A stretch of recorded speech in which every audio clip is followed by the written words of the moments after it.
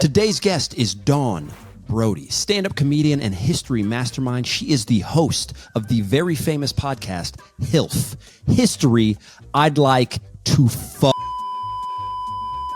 With history as our guide, we get into some of the most devious and disgusting humans in the past, like Aleister Crowley, all the way to some of the most revered in George Washington. We discuss the American political system, how things have changed, what in the hell is going on with both sides, trying to figure out who should be the next leader of the free world. We try to understand where the true seat of power is in the nation. And we discuss the importance of rational, deep thinking to improve all aspects of your life, from the spiritual to the practical, and tons more. I mean, I'm a stand-up comedian, right? And people are telling me, like, you know, this is such a bad time to do stand-up because people are so sensitive and you can't joke about anything anymore. And those people have clearly not been to a comedy club lately.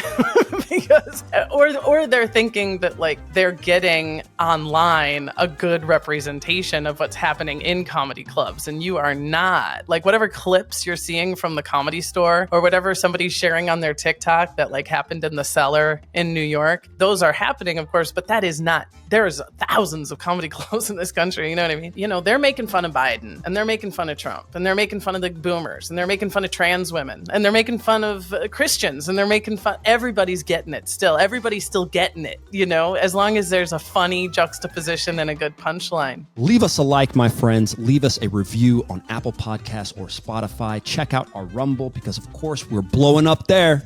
We appreciate it, my friends. Enjoy the podcast. We will see you guys next time. Links to all the books and things that we refer to in the podcast are in the description box. And peace out. Way of Will John. Okay, good. Wait, your last name, I want to make sure. Brodey. You go by Brodey? Brodey. Is it Don? Exactly. Okay. It's funny because, like, we have guests from all over the world, and I pride myself, since I speak a lot of languages. I don't know if you know about that either. I do. I saw that you have, let me see if I can get them. French, Spanish, Dutch? No, not yet. Danish. Okay. I'm missing some though, right? Oh yeah. French, Spanish, Italian, Danish, Swedish, English, obviously, and then German, Russian, and Croatian. That's where we stand right now.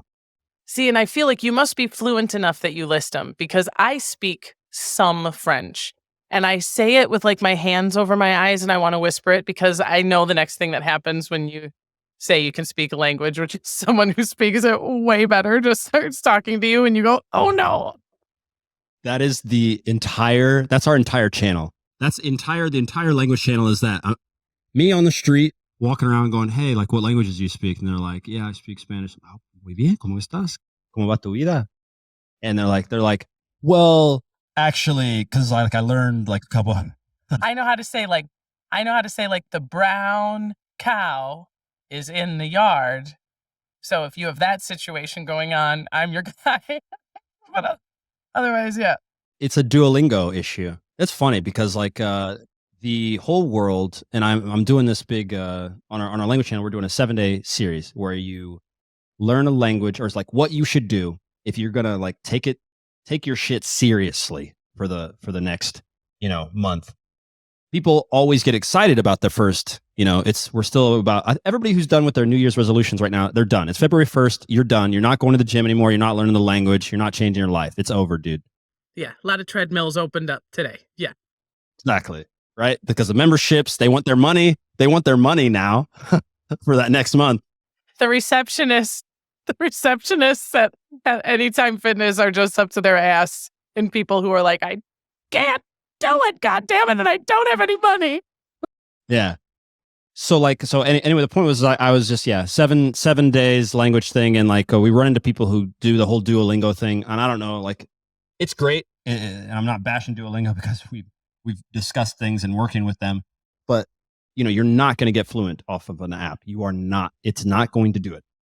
Well, but a lot of them make you feel like you're getting progress. I have a friend who moved to Sweden. He did Duolingo and, like, completed the whole thing, like, aced it, moved to Sweden and was like, he's just nothing. He couldn't speak. Yeah. He didn't know anything. I think that might be a condition of anything that you try to learn without doing. An action that you try to learn without doing. I mean, I even find that like intellectually with the books I read, like because I read the books and consume information with the intention of then communicating it to somebody else, that like means there's an action. I don't just take in the information. I have to like think about it. I have to roll around with it. And then I have to figure out how it like resonates or could resonate off of another human being. And like, I think that's how you get knowledge. I think getting information is actually pretty pedestrian. I think learning the word for cow and learning the phrase for how are you is information, right? Knowledge is when you know how to say to your friend how you're feeling. You know what I mean? And that's tough in like any language, or to see that another human being is going through something that is a little more complicated than nouns and verbs, even correctly conjugated, can really get to, you know? That being said, I am on level 4 in Duolingo, and I feel really fucking proud about it. And sometimes, Will, that's the only like I check off my list of like self-improvement today. You tried to learn a little French. Good for you. But that's also part of the problem. And first off, you're 100% right on knowledge, and that's funny because I'm going to get to that part on you, on how you actually do this. You know, because it's clear when you take a subject when you're doing your podcast that you actually understand it. You can play with it and do the stuff. And I just did this podcast with a philosopher, right? And she's been in that field for 25 years, and she talked about mastery. And she essentially said that you master something. You know, once you can master, you become an artist, because you can start to play with it. And I see that in language learning, right? When I'm learning that language, those first few times, like I can say, I'm in a box. This is what I can do. If I deviate outside this, it's brain freeze. You're done. You can't do anything. But once you feel comfortable in any sort of skill, language learning, sports, you know, like you're a comedian, like then you can start freeing up what you need to do, and you feel comfortable. And so with that, which by the way, we haven't, I mean, I guess everybody who's listening to this, you guys have already been introduced to who Dawn is. Thank God we do this in post. But first off, Dawn, how are you? What's going on? Oh, I'm great. I am, as we record this, it is a rainy day in Los Angeles.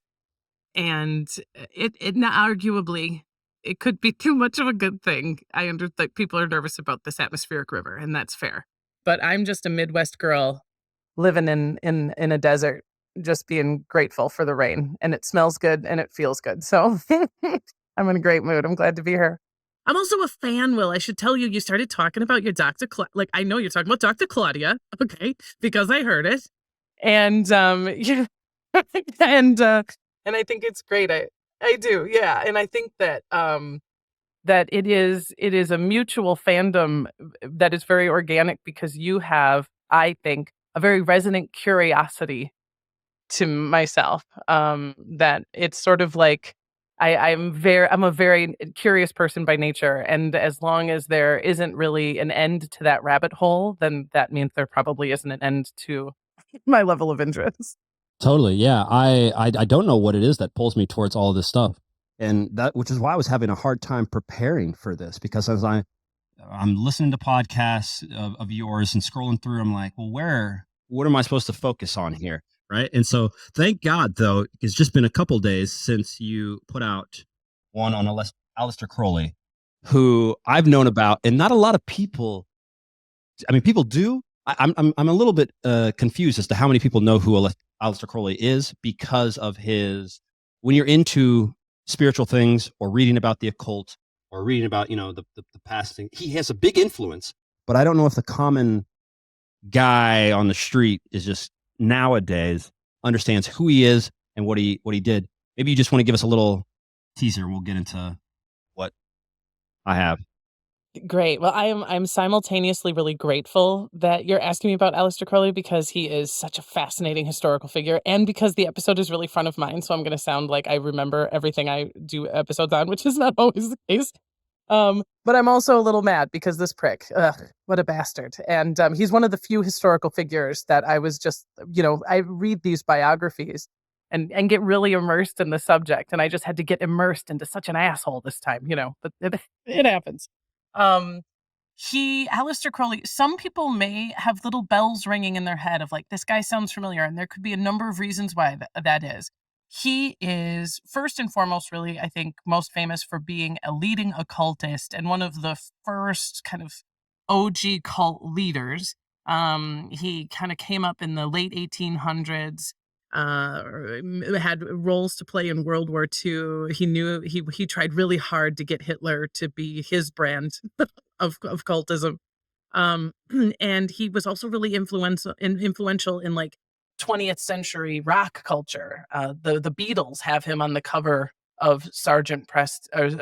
Pepper's Lonely Hearts Club Band. He's one of those figures in the back. Led Zeppelin carved one of his phrases into their album. He held records for mountain climbing. He wrote books of poetry. I mean, he is somewhat of a ubiquitous character.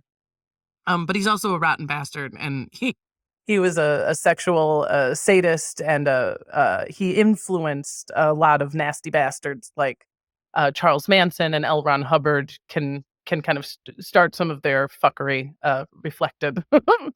Some of Aleister Crowley. But his name might ring a bell, even if you weren't familiar with any of that stuff, because some of our best fiction writers have used his name, even if fictitiously. I believe there are some important Crowleys in Harry Potter, for example, that they sort of allude to being, the dark arts and the dark magic. And I believe he was also referenced in I'm gonna miss the name now. Terry Pratchett, and they do some mystical dark fiction that also references Aleister Crowley, and he fits right in there. I mean, yeah, obviously what you're first going to hear about when you start to hear his name, it's most likely, if you're into any of these podcasts about mystical things or spirituality, you're going to hear like there's a sexual deviant named Aleister Crowley. He did all sorts of crazy stuff. But the thing that I have, he's such a hard character because I've never really done a deep dive into his stuff, but because everything that he does influences so many different things, I know that he's a topic that I'm going to have to do eventually, and that, and I have a few things on my list. His flavor of mysticism is sort of it's simultaneously ancient and modern in the sense that he harkens back to ancient Samaria and pre-Roman sort of mystical icons and gods and figures and spirituality, but he also relies on really difficult intangible things like astral projection. So what this means is that if Aleister Crowley, living in 1890, claims while on vacation in Egypt to be hearing the voice of the ancient god Horus, and then writes down some documents in a spiritual state in which he was saying he was hearing from the ancient god Horus, he then presents these scrolls to other people saying, this is an ancient scroll with ancient wisdom in it. You know what I mean? And he may even deeply believe that. And the person receiving it may even, knowing exactly how it happened, believe that deeply. But then all of a sudden, here you are, as something like a fact finder, a historian, being like, what the hell is all this shit? Where'd it come from? Well, what do you take from his most famous quote there? Which, by the way, I had no idea about the mountain climbing thing. You were the first person to have thrown that into my face. I knew nothing of that, but it doesn't surprise me. And you mentioned that because he has probably this sort of weird meditative, let's say almost power, right? That focus that you get from these like figures that kind of change history. They have a level of concentration and focus that you'll hear about. You go to Michael Jordan, go Steve Jobs, go, what they talk about, Alexander, Napoleon. You all get some sort of weird concentration / meditative state that gives them this incredible ability to focus and probably to map out what they see as could be the future. And then you've got to go get that question, like, are they making the future? Like with their thoughts? Like, is this how is happening? They're so intense on what they believe to be their vision of the future that it seems like things start to happen, or they can see it better than, I don't know what it is. I still don't know whether or not they're influencing or just because they're having this deep focus that they can see. And we all have it, this ability. But what do you take from, what is it? Do what thou wilt. I mean, there's more to that phrase, but what do you take from that, actually? It's crazy, right? Because you say there's more to that phrase, And there is, but the rest of that phrase is do what thou wilt. That is the whole of the law. So the rest of that phrase is fuck the rest of this phrase. You already heard the important part. Do what thou wilt. And that do what thou wilt is what was carved into like the side of a Led Zeppelin album, what like moved them. That's the issue with I think a lot of spiritual things that can be interpreted and that are intended to be interpreted. Do what thou wilt it's really fancy words. It sounds like a really elevated and intelligent phrase for whatever the fuck. It's AKA, I mean, you speak a number of languages. There's probably everybody knows a way to be like, do whatever. It doesn't go for it. But what does the meaning of that? Now, there's where we start to, back to our original conversation about language and meaning. I have an important motto. This is that I have carved. It's on a ring that I wear and hold very carefully. I used to have a pendant that was a locket. And inside you could write on a little piece of paper, sort of a motto. The idea is that you could like touch it if you needed to remember something important. And that phrase for me is fuck it.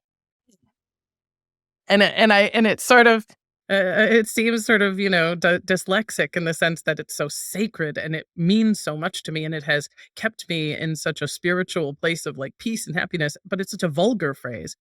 And yeah, fuck it can mean throw it away. It doesn't matter. But for me, the fuck it and the heart of that is take the leap. It encompasses for me the reality of my mortality and the importance of this singular moment I'm in right now and the fleeting nature of joy and time. And you've prepared enough and you know enough and now is the time to do. And in all of that, I feel all of that in the phrase, fuck it, right? But someone without knowing me or hearing me explain that could be like, she doesn't give a shit. She doesn't think anything matters. She's ready to throw everything away. And of course, that would be a complete misinterpretation of fuck it, right? And I think that do what thou wilt has something similar, where in certain hands, it means you are free. You are utterly untethered from anyone else's rules or the expectations of you. And it can be such a liberating idea. Go on, go forth, right? But as often happened with Aleister Crowley's literature, it gets into the hands of people that go, kill that guy, rob that bank, lie to that person, destroy that document, do whatever you want. And I think that if Aleister was sitting here, he'd be nodding, saying, yes, I meant both of those things. Today's podcast is sponsored by Rode. We across 𝗲𝗄𝗯𝗃 use exclusively Rode audio equipment in order to do all of our stuff. If you are an influencer, if you're just a person out there trying to make some good content for your stuff at home, wherever it is, Rode is by far the best audio partner we have ever had. We have been using their stuff for almost 5 years now. Has never let us down. Truly incredible company, especially with all of the other affordable things that you guys can get from them. Check out the link right down below and enjoy the rest of this podcast. So interesting the way you said it. So there's a phrase in Croatian. It's simple enough that it literally means fuck it too, literally. But it has all of those. It contains a lot of those meanings that it's jebi ga. That's what it said. And it could be said in the same way, in sense of, you dropped your pen or you missed something and it's just like, all right, fuck it, and they would use it as jebi ga. But you could also use it as, I just tried to, start my first business and it didn't go that well, but I want to try again. Fuck it. I'm going to go again. Right. And so it carries that same thing, because you're so right. Because if we just took the words and we put them on a shirt and gave it to a teenager, you're just, what that kid is, just some youthful angst that you just, okay, it's just whatever. Screw everybody sucks, screw this. But yeah, I take the same things from it. And I'm kind of curious also, just because I've seen or heard some of your other podcasts, and you're very curious, just like me. What do you actually do for the spiritual world? What does your spiritual world actually look like? What have you taken from all the things that you've learned, and what is actually a part of your practice in life? Oh, that's a really good question. I'm the mother of a 5-year-old daughter, so and she is friends and brings in sort of her understanding of these very questions now for the first time, and it's been very interesting to navigate it with her. And And maybe I can kind of tell you about a conversation we had because it happened really organically, and it was to the person I love most. And by and large, what I'm trying to do with my daughter, I'm stealing this idea, and I can't remember if it was Meryl Streep who said this first. Somebody great. That with their children, they feel like they're a real estate agent with the world, just trying to be like, I know it's shit, that window's broken, and like the property value is going down, but if you open up these windows and a fresh coat of paint, this can be a great place to live, and it's worth saving, And that's sort of generally the attitude I have with my daughter.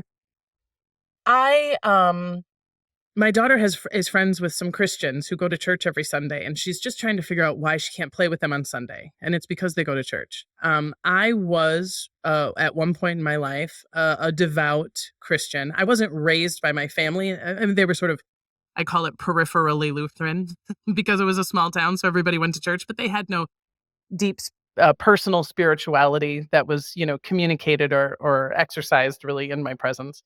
But when I was 14, I rebelled against my parents by becoming deeply evangelical with other very evangelical teenagers that I was around. And I did what I do now as an adult, which is, I read a lot and I was really curious. And ultimately, for me in that journey, I came up against a doubt that couldn't be surpassed. And I kept questioning the literal meaning of the Bible and the people around me who were really pushing for a literal interpretation of things, mandates on what you could eat and where you could go, and how some things we seem to throw away with a nod, and how other things we seem to, and I was questioning as teenagers do. And generally, I was told by all of the most respected people in the faith that I was in to just swallow it.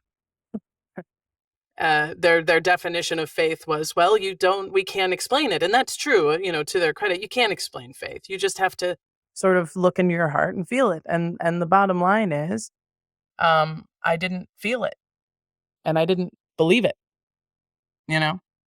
And so I ultimately left the faith because I said, I feel like I'm living a lie. I'm lying to you. And I kind of feel, frankly, like you're all lying to me too. I think none of us believe it. And I think it's an emperor's new clothes situation. But what I had found in terms of like a connection with other humans based on a belief in the unseen that, translated into a moral life and a spiritual life, that I didn't start with that entry into Christianity, and it didn't leave me when I sort of left organized Christianity.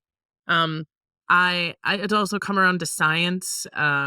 There's a guy I research, Richard Feynman is a famous physicist who I really like, and he sort of introduced us to the idea of stardust, that we're all this cosmic dust kind of miraculously combined. And for that reason, I blow a kiss at night, when I walk out to the car to get groceries and there's a beautiful moon. I blow a kiss to it. I put my hand, there. See, I can show you again. I'm a fan. One of your podcasts, you had Greg Braden on, and he talked about the resonation and the intonality and the electricity of our heart and our brain.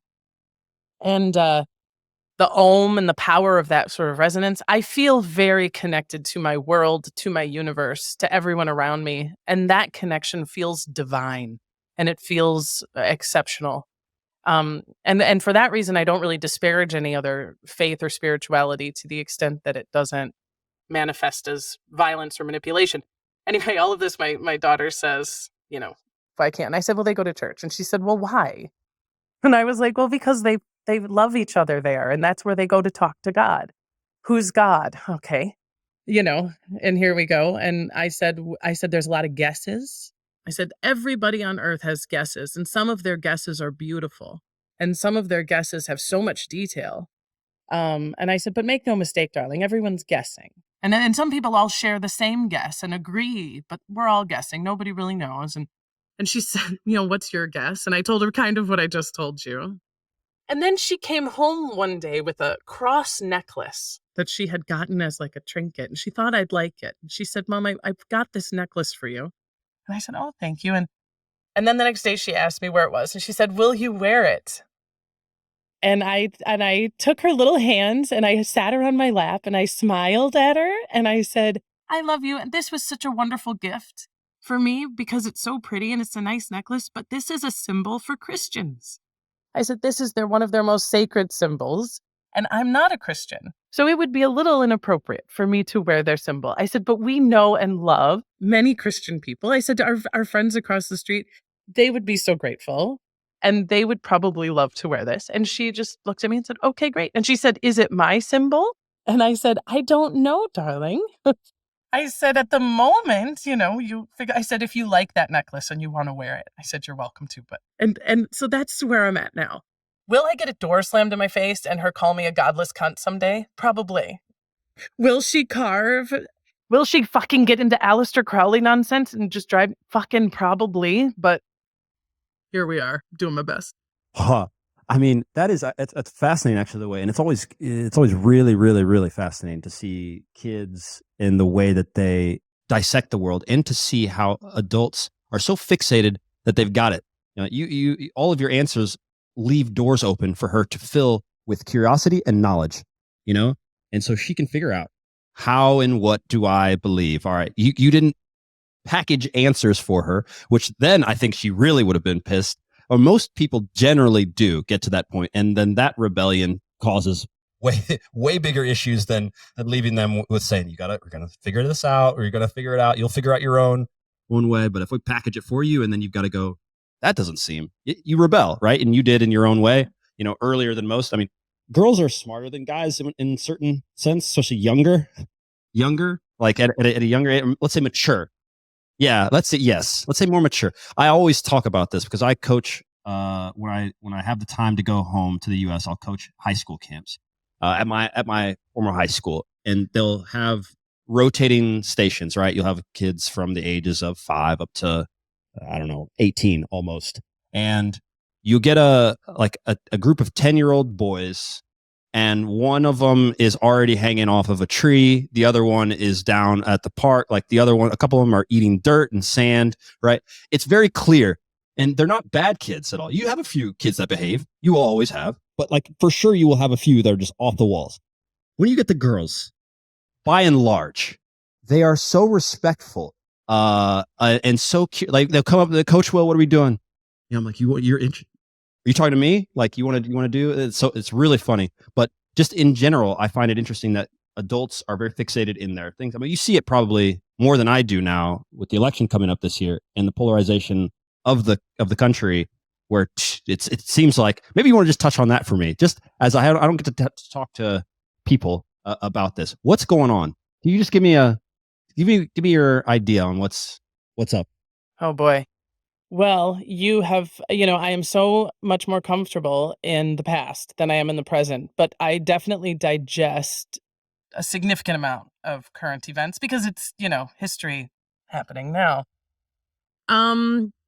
I can give you my assessment and disclosure. I live in Los Angeles. I'm in the entertainment business, and I'm myself am generally politically pretty left. And so are most of the people around me, generally speaking. However, nobody in my neighborhood, I'm not wearing any political signs. I'm not knocking on doors for anybody. You know what I mean? Like, I guess I can say politically, I am somewhat like I am religiously. I tend to know where I'm at, and I don't lean on hate or try to draw a lot of lines between people. Seems to be a dyslexia of sorts between what I am seeing in my life, what I am experiencing in my common spaces, and what I am hearing broadcast as what's happening in the broader United States and what's happening online. I think we all kind of know that. We feel that generally, but I mean, I'm a stand-up comedian, right? And people are telling me like, this is such a bad time to do stand-up because people are so sensitive and you can't joke about anything anymore. And those people have clearly not been to a comedy club lately. because, or they're thinking that like they're getting online a good representation of what's happening in comedy clubs, and you are not. Like whatever clips you're seeing from the Comedy Store or whatever somebody's sharing on their TikTok that like happened in the Cellar in New York, those are happening, of course, but that is not. There's thousands of comedy clubs in this country. You know what I mean? And every comedy club I'm in, and granted, I'm mostly in California, they're making fun of Biden, and they're making fun of Trump, and they're making fun of the boomers, and they're making fun of trans women, and they're making fun of Christians, and they're making fun. Everybody's getting it still. Everybody's still getting it, as long as there's a funny juxtaposition and a good punchline, But more than just the jokes are being made, the people are laughing. And they're laughing because laughter is such a connection. It means they understand what's being lampooned. Whether or not they agree with the premise of the joke or the thrust or whatever, everyone seems to, whatever you might think about, like, I like Trump, I want Biden, I fear this or I fear that. People tend to all know this is fucked. Like, this is crazy what's going on right now. And it's difficult to talk about. And it's difficult to express yourself because we have tethered as a society so many things to unrelated things. For example, it's very difficult to talk about unions when like I'm in SAG-AFTRA. We were on a strike for so many months. It was like no auditions and no shoots, and it was just becoming so difficult. But that doesn't mean I have anything in common with the auto workers union and Biden speaking there. And you know what I mean? Like, sometimes things get tethered that have nothing to do with each other. Generally, though, if I'm stepping back from my own experience and my own thing, just speaking broadly for the nation, I think that people feel this general feeling of injustice and like it's fucked. Like there's this rot deep in the inside of things. And people who identify as like right wing are going to call that rot the deep state. And they seem to be sort of identifying that rot with generally liberal people who have been around forever, who are quietly pulling the levers of things, who are pedophilia focused, who have sort of this thirst for immortality and a religion. They have no faith. In the most extremes, they're willing to believe they have some alien DNA or some sort of inbred hierarchy that is maintaining like a genetic, but that this rot is focused on keeping the authentic human down, the working hard. Again, it's almost as difficult to who they are saying they're against, but it tends to be the American in jeans, the white guy, who's working hard, who wakes up in the morning and goes to bed at night and is fairly simple and just wants to live his life. That's their enemy. They want to, and the America, you know what I mean? I'm finding the italics. Yeah, the everyman, exactly. And that Trump, even with his flaws, is identified as something of a crusading knight who is divinely and universally sort of empowered to get into that rot, to kill that ancient demon and to sort of liberate us from these rotten powers, right? And in the far left, there seems to be this belief that there is also a rot. There's something fundamentally wrong with America. And it is an insidious sort of corporation-esque. Their version of it seems to be dressed in a black suit and has billions of dollars and wants generally similarly to keep the man down. But that individual is the free-thinking poet, the one who colors outside the lines or who defies the system that makes a profit and the system that keeps these suits in the tallest tower in the tallest castle, and that they will do anything to keep us as their labor and as their the meat that goes into the machine to be ground. And that in the far furthest, most extreme of those, they tend to believe that Russia kind of made Trump and that Trump sort of embodies this, and that he's trying to make an authoritarian fascist thing. And even if it's not him, it's the but that's like where what we agree on. And why this is so unsteady is because the only thing we agree on is there's a fundamental rot at the center of it. That there's something wrong, that the nougat around which all of our best things is built is like nasty or hidden somehow. And that concerns me more really than either of these pendulum swings, because I can see myself getting ground under the wheels of them both.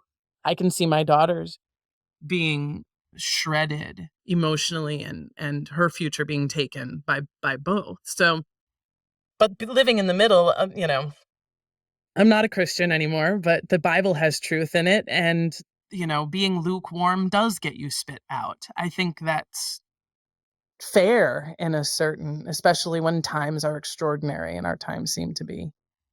And all of that to say, being that how I see things, my situation is to be a light, to poke fun with the purpose of joining together. I don't like drawing lines. I don't like pushing people out.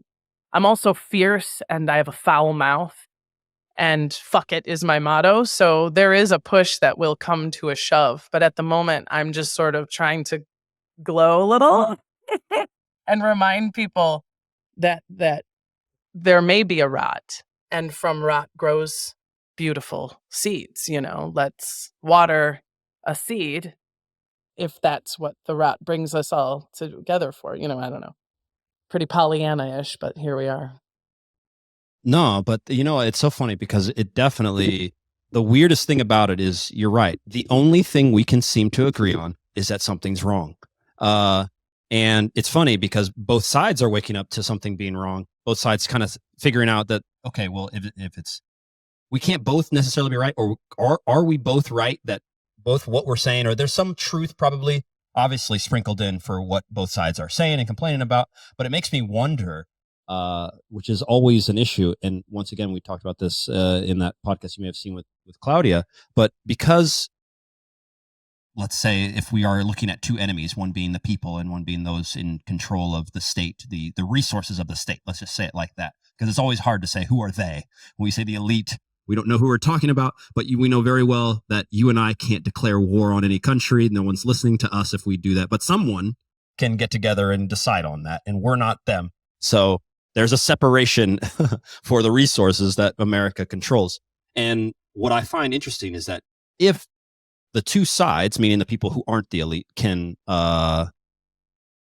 if the non-elites, if the plebes can get together and understand, hey, like, if we just kind of like figured out what our issue truly was and pointed our true direction at that, it would be unstoppable. And that's always been the case throughout history, which is where I was going, is that once the people have generally decided that you are the problem and enough of them unite, because right now it's polarized. And like you said, one half thinks this, one half thinks this. You guys probably have some truth in there in both your sides. But if we could pick an enemy, right? Which is why, and it's funny to me because I study these history books to look, and these great, some of the great leaders understand how important it is not to be out in public sometimes, unless you're loved by the people. And if you're going to be doing heinous things and doing bad things, you want to make sure you're not a face, or you give them a face. And so it's really interesting to see all this play out. But if they united, it would be, we're having Marie Antoinette, chow, head off. Let's and move on, whether for good or for bad. And so I'm looking at it, I don't know what's happening. All I remember is that in 2016, I was playing in Finland, 2 Americans on the team, just me and another guy. And they were asking us, like, is Trump going to win? Like, he's not going to win. And it was early still. And like, we were like, yeah, I don't, something's different now. Like, I mean, in the years past, if we went back 15 years or whenever to the 90s, no, it wouldn't have. I don't think it was the time. And he may even have kind of run, maybe jokingly, back in those times. Anyway, not going to happen. The standard political person gets it, and we move on. And so, with that in mind, I wanted to ask, out of history, and I don't know obviously I don't know every podcast that you've done, but I've seen a few.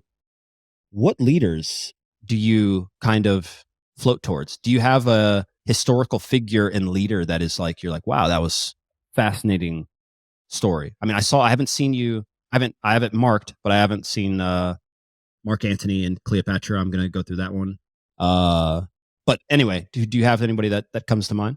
You know, I do. And it's like, I have been thirsty for this historical character long before I ever would have called myself a historian. I like little picture in my locker, like, and it is George Washington, General George Washington. My daughter's middle name is Washington. Yeah. I am a big fan. Sorry, can you hear it in my voice? I get like, I'm talking about Taylor Swift, like, and I have not done a pod episode about General George Washington for exactly the reason you're hearing in my voice right now, because it's too much. I am too big of a fan. Oh, and I'm looking forward to actually doing an episode on George Washington, but I have to get my favorite historian has to be available to do it with me. It's important. She's the only person I know who like thirsts after him more. Her name is Alexis Coe, and she wrote a very good biography of him called You Never Forget Your First, which is brilliant.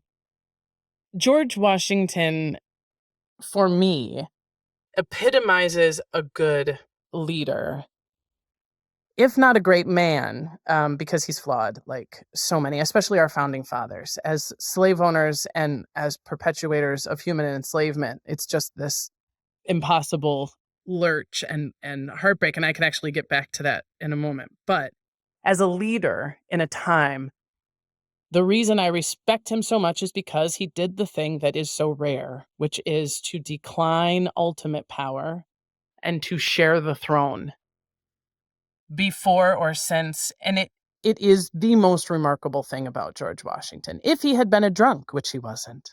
If he had been a bad husband, which he wasn't.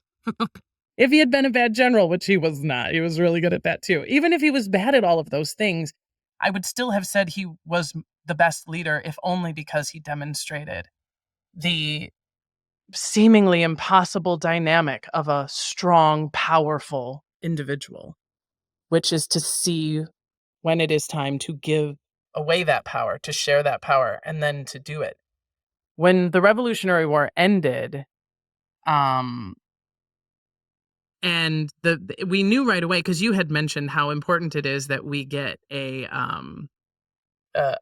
common enemy, how important it is that we unite together to fight against a common enemy.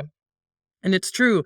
But then when you get to Mordor, even when Frodo is there with the ring at last, he can't throw it in. There's still, and he doesn't. Keep in mind, Frodo doesn't throw the ring in. He has to be wrestled out of his hands by someone willing to die and go in there with it. I mean, that is how power works, And when the war was over and we realized Britain was no longer the guy to beat, that enemy, we had come together. Unite or die, join or die, don't tread on me. The colonies had come together, stopped their inner fighting to fight the great unified enemy that was Britain, and knew immediately what was going to happen afterwards, which is what always happens afterwards, which is everyone turns at each other and goes, now you're the fucking enemy, I'm in charge.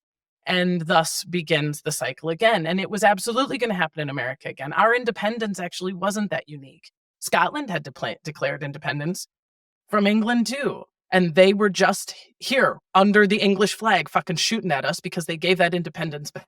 Ireland, they give it back. They changed their mind. The corrupt, clan leaders, the corrupt kings, the corrupt leaders within that newly independent place, sell it, give it away, hoard it. And that's how we fall, right? And it was like, they knew, they were like, oh, George Washington, we're going to, we're so afraid he's going to become, a king. And so you have to become a king to spare us from that. Please become the king of America, because everyone loves you. And then you can kick off of the hill of all of these cunts trying to climb up here and take power. Because you have the power, you can knock them all down and you can preserve our fledgling little nation. And it would have been easy for him to say, okay, that sounds good. You're right. I'm a really decent dude. I don't crave power for myself. But for the sake of America, I will become the king to save us from having a bad king. And he didn't. He didn't. He not only said, I'm not a king. We have to find a new word for it because we don't have kings. 4 years later, he said, I'm out. And they were like, oh, Jesus, fuck, no, we're not ready yet. We have a bunch of cunts and they're up there and they're reaching for your crown. And he's like, I'm not wearing a crown. And they're like, we know, but they're forging one. And they really, if you don't hold the throne, and he said, all right, look, I'll do it again 4 more years. And then you absolutely have to find someone else. He was a fairly young man. He was only like in his 50s at this point. He thought he was near the end of his life because of the age of his father, when his father died and stuff. But he still could have. I mean, look at these cunts we have now. They're all on the edge of life. They still have a hunger to keep their power. You know what I mean? And he insisted, I think that example has lasted just about over 200 years, which again, as a historian, is a blink of an eye. But for over 200 years, people managed to hold the highest seat in our nation with humility, with a understanding that to get that seat, you have to understand it ain't yours. That like our founder, like the first guy, only a reluctant leader can be trusted. Someone who doesn't, who is suspicious of how much power you're trying to give them, who understands that the only person we have to worry about is the one who wants my job, And then for, 50 years, everyone had to nominate. It's why we have to nominate someone, because we don't want you to nominate yourself. You say, I'm running, but you don't nominate yourself. We nominate you. It's always this, And I think without George Washington, the man, our nation would be such a different place and would have fallen into a footnote of an interesting nation, but nothing that really revolutionized, did something truly new on the face of the planet. Truly, truly new for the first time in humanity, and has had a good run, man. We've had a good run. I hope this isn't, But again, I've been studying history too long to be really impressed. No, our Constitution's amazing. It's singular in human, understanding and human civics. It's really, really special. But 230 years is nothing for a nation, nothing for a system of government to become a footnote. No. I hope that doesn't break your heart, because it breaks mine a little bit. You're 100% right. No, it's actually incredible, because no, I don't know enough. Number one, about that's another section of time that I have labeled out here for my deep dives, and because I generally, considering all the things that I do, that's kind of how I do it. I just dive into one subject. I get a few books on something. If I'm learning, okay, how did our economic system become? Then okay, read this. And so that time fascinates me in and of itself. And I want to throw you another question by playing devil's advocate, just to see, because if you've studied this so well, I'm very curious into what you think.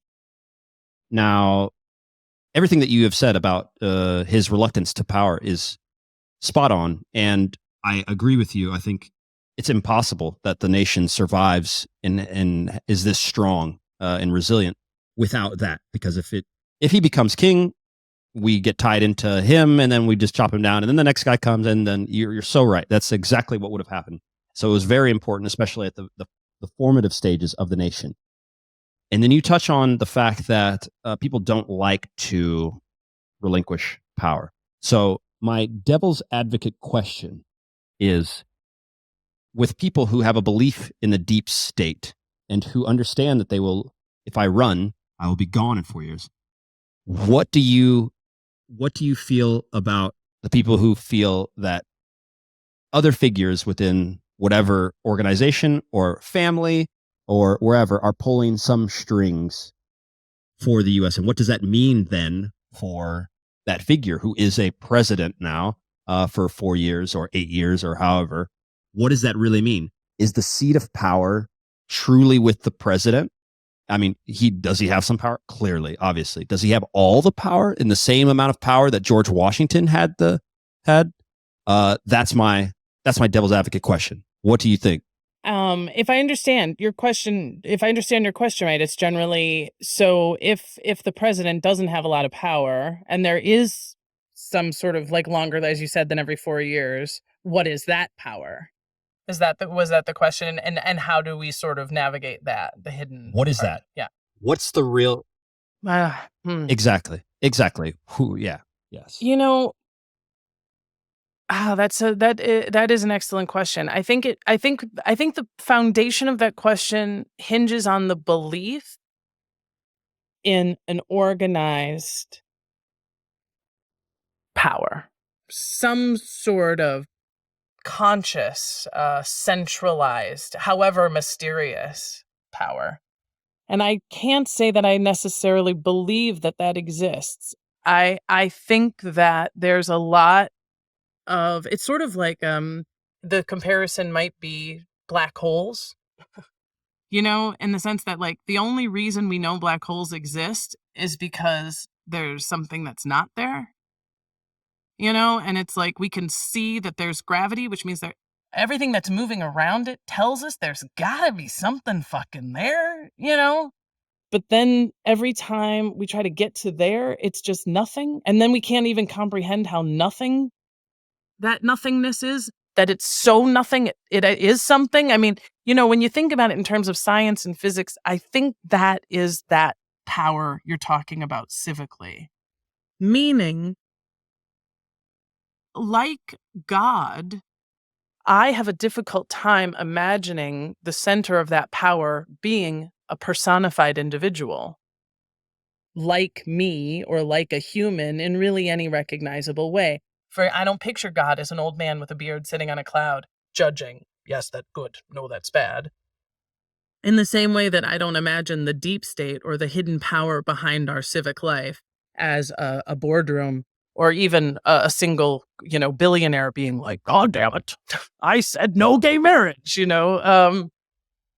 even if, because I think, the Koch brothers, our imaginations can always, and I think that we've always tried to put a personified entity behind these black holes because it helps us make sense of them. It helps us understand how to relate to them. Okay, so if it's a person, do I kill that person? Do I fight that person? Do I fuck that person? Do I marry that person? Like, what do I do with this person? What do you do with people? Those are your 5 things. You fuck them, you kill them, you marry, what do you do?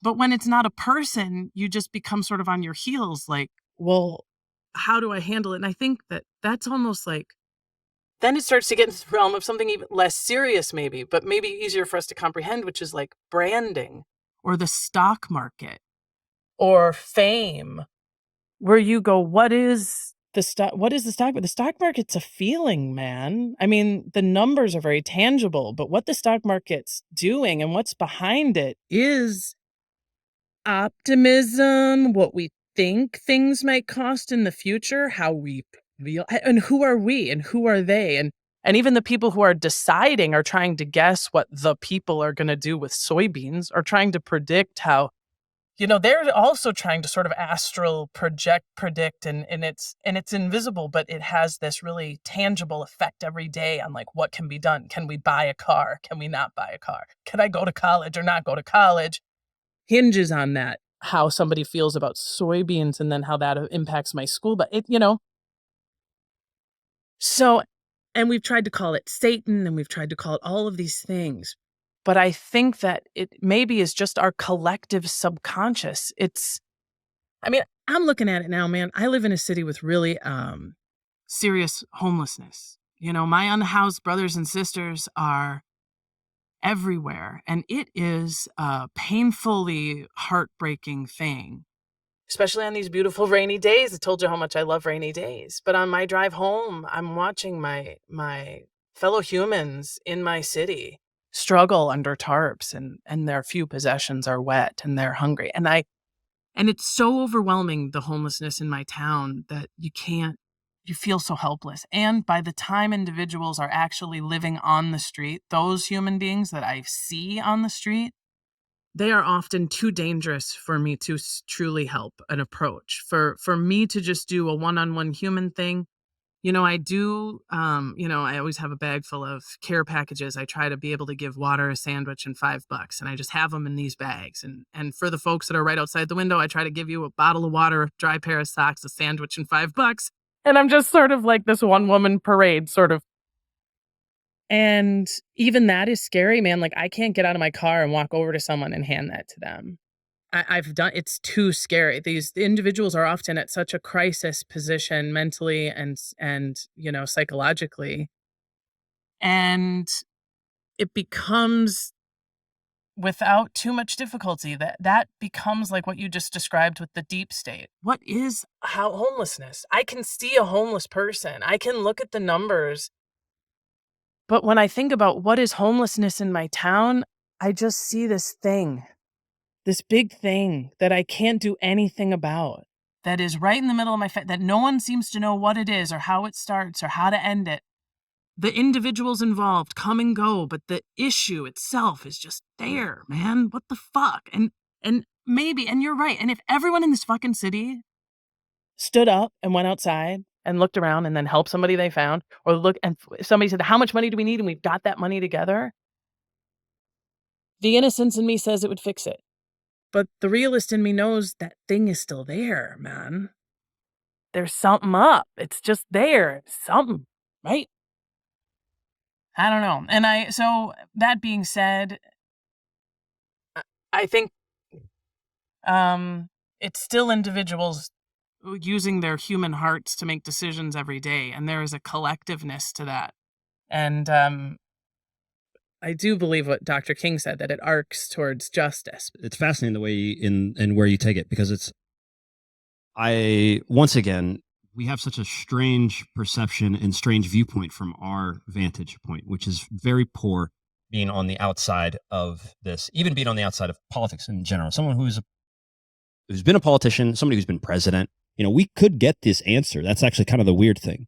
If we could talk freely with any president and he could just sit down and just say, what do you want to know?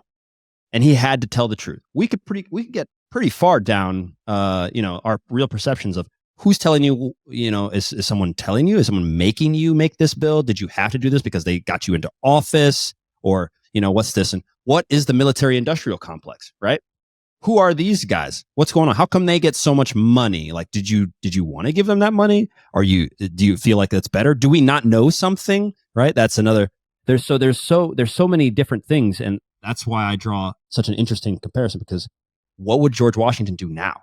Because what he was fighting back then, versus what we're dealing with today is so fantastically different. And there's so many more internal powers, from money, groups with, control over votes and things like this. I mean, there are some similarities for sure, but I find it so, it's like, how are we supposed to grab an understanding of all of what's going on? I don't know. And now, since we live in the age of information, like you said, and information is just superficial because everyone's brain is completely shot from TikTok and everything else. And so you can't pay attention. So no one can sit through the stuff, and it's weird because I also am sensing from the younger generation, we got a lot of younger guys in our company. A lot of them are just like, nah, I don't do TikTok, or no, I don't do Insta. Like, they're like, no, I can tell. They can tell that scrolling for hours on end is not good, and they shut it off. And so while they're more susceptible to it, they turn it off. But it just makes me wonder. I worry for the ability to think deeply and rationally about your world, not just for you personally, but also the conversations that we're discussing right now. How are you actually supposed to navigate it if you can't pay attention, and if you can't think deeply and calmly and take in proper information, not just the superficial stuff? Trump said this, or Biden said this, and fuck that guy, and then fuck this party, and move along, right? Because that's just not what you get. And I always draw correlations, because I did a podcast with a grandmaster, a chess grandmaster, and the decisions that you make on the chessboard when you only have a minute are awful, pretty much, right? Because almost certainly, if you take a little bit of time and look, you'll see another move. You'll see further. You'll see deeper. And what it seems like is that we're all people with 2 seconds left on the chessboard trying to make decisions on what the country should do, what we should do. There's no one sitting down to play like a 6-week game on, all right, here's what the board looks like, and here are all the options. Well, we could do this. Oh, but look, this is better. Okay, but then this is better. None of that's happening. And that's what truly worries me, because I see it in people choosing things for their daily lives, because we have a lot of people in our other side that want to become professional footballers. and they want to train and then do this stuff. And so they'll just see a video, they'll just do this thing, and they'll just do this. I'm like, that's not good. That's not going to work. And as they sit down and think about it, they come to the right decision. So that's my biggest thing where I look at is rational, deep thought and deep thinking in trouble.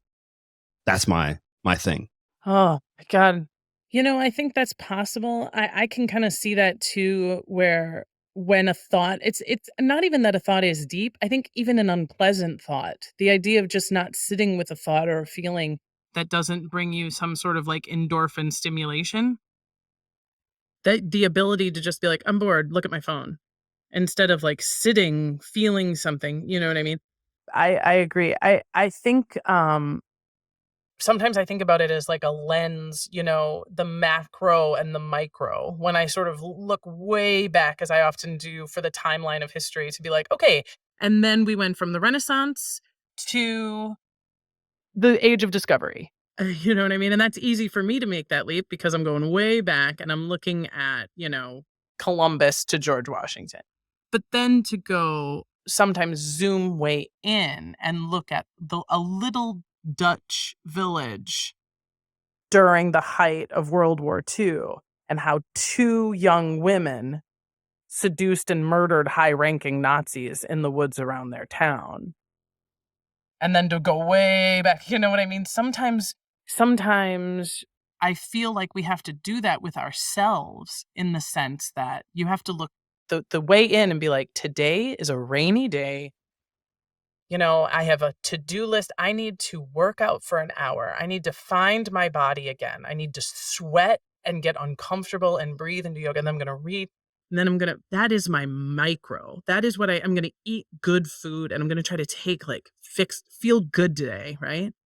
And then there's like, when you zoom way out and go, and I'm going to consume less, for the lifetime, for the world beyond me, for the people I don't know, for the world in which I am connected. What things do I do for me? And then what things do I do for this organism of which I am a part?